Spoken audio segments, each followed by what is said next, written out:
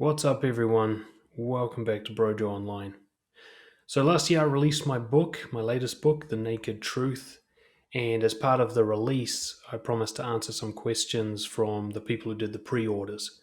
And some of those questions have come through, and I'm going to answer one of those now. And I'm going to do a series of videos, which will be collected together as a single podcast, answering all these questions about how to be honest in the real world, how to overcome the challenges both internally and externally to being a truthful person.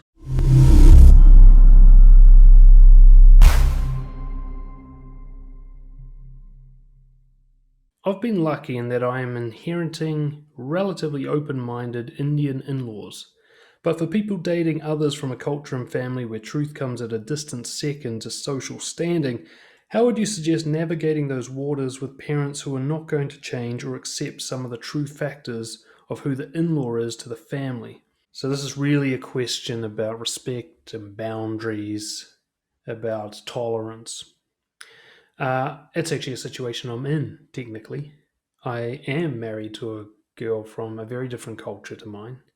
We're both white, but the culture is quite different. The Czech culture is very Roman Catholic. It's very much family first in religion. And being very honest and bold and open and doing exactly what you want and kind of serving yourself is shamed. I'm a round peg, square hole kind of thing going on here. Mind you, I've got to be fair, I get some leeway because I'm foreign. They don't hold me to quite the same standard. But they do really struggle to understand some things. They struggle to understand why I would leave a family gathering early to go and do some coaching. They really don't understand that. They don't understand why I'm very protective of my inner circle, my family, my wife and my daughter. I will actually say no to people and disappoint people and upset them to benefit my wife and daughter. I prioritize them over the needs of other people. This is a very people-pleasing culture. They consider that to be selfish. They would rather that my wife suffer to go and take my newborn daughter to visit someone than to deprive that person of the visit so that my wife and newborn daughter can rest. Whereas I'm the kind of person saying, no, fuck that. If you're going to be disappointed, here's some tissues, go have a cry about it. Not my problem, right? That's very against the grain in this culture. I remember reading something when I first got married. It says, when you marry your partner, you marry her family. For a long time, I took that on board. But since going through some issues with that very topic, I've decided no. I didn't marry her family. I married her, and only her. Now, it doesn't mean that I have no interaction with her family, but there's nothing I have to accept or tolerate from them. Nothing at all. There's no behavior that I need to compromise myself for because I didn't marry them. I didn't make a deal with them. But anyway, back to the issue. How do we navigate such a situation? In the book, I talk a lot about integrity and about putting that as the number one priority, even above your partner.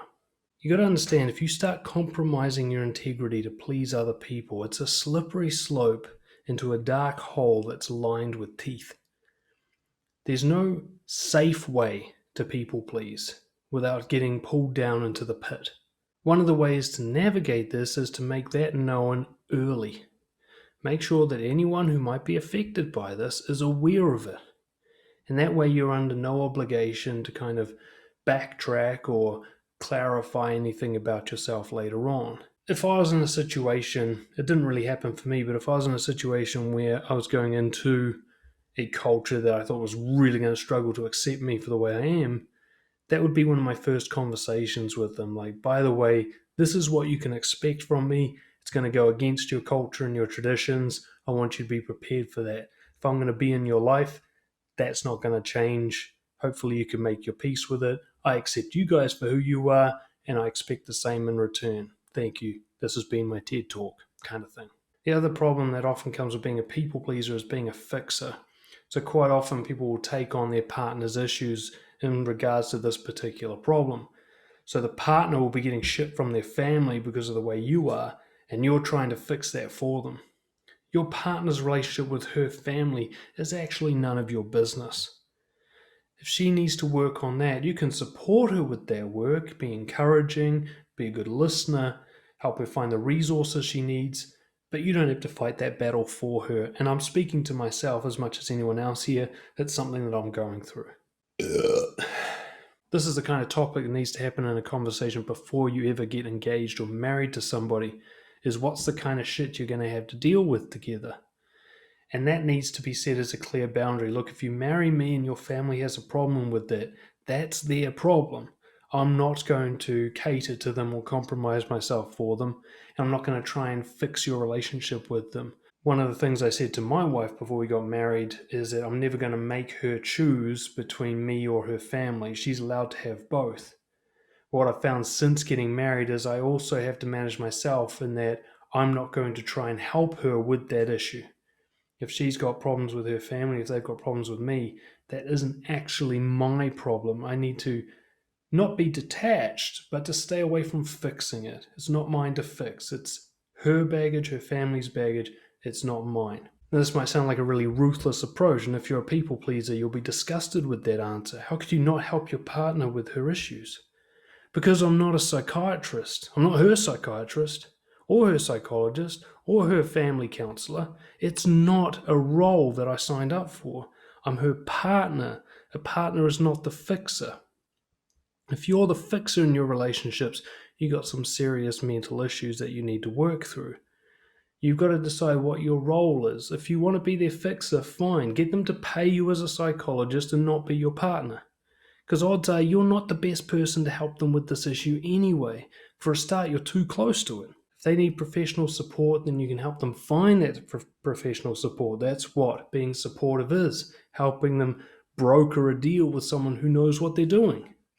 But it's not your job to fix it. So you don't tolerate their behavior. My own therapist, Steve, he was talking about how he's got a similar issue with his in-laws. It's gotten to the point where he just doesn't go to their place for Christmas anymore. He's had enough of their behavior, and he won't ever stop his wife from going to see them or taking their children to go and see them, but he's not going to go himself. He's decided it's better off that he stays distant from them for the sake of his own relationship. It's better for him and his partner if he doesn't get caught up in that. And I get what he's saying now, because sometimes I'll actually resent my wife for the way that her parents treat her, and the only reason I resent her is because I'm trying to fix it and I can't. As soon as I leave it, I'm like, oh, that's their issue. They had that before I even got married. It's not my business. I can be there to support her, but I'm not the one to fix this. Immediately all my resentment towards her goes away, because she never actually did anything bad to me. I tried to get stuck into something that's none of my business. In short, be who you are, let everybody react to that however they're going to react, and do not take responsibility for their reaction. That's their problem, not yours. As Michael J. Fox says, what someone else thinks of me is none of my business. Thank you so much. Check out the book if you enjoyed the video, The Naked Truth, on Amazon. Subscribe to the channel, and I'll see you all next time.